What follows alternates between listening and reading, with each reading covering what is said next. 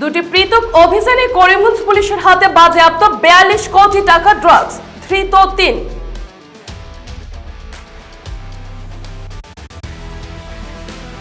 নমস্কার, আপনারা দেখছেন নববার্তা টুডের সঙ্গে আছে আমি সুস্মিতা। সর্বনাশ ড্রাগস বিরোধী দুটি পৃথক অভিযানে করিমগঞ্জ পুলিশের হাতে বাজেয়াপ্ত হলো প্রায় 42 কোটি টাকা ড্রাগস। এতে ধরা পড়েছে 3 মাদক ব্যাপারী।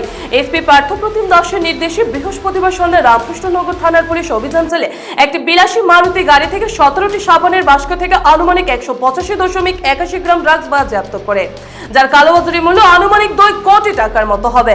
এতে জড়িত থাকার অপরাধে আটক করা হয়েছে নীলামবাজার থামুয়া গ্রামের আরিফুল হক ও পাথারকান্দি লক্ষ্মীপুর গ্রামের ফারুক আহমেদ।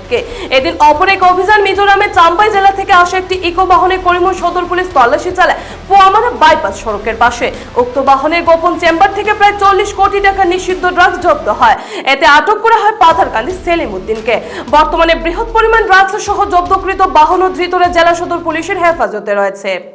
আজি আমার অনারেবল এসপি স্যারে আমার এটা ইনপুট দিছিলে।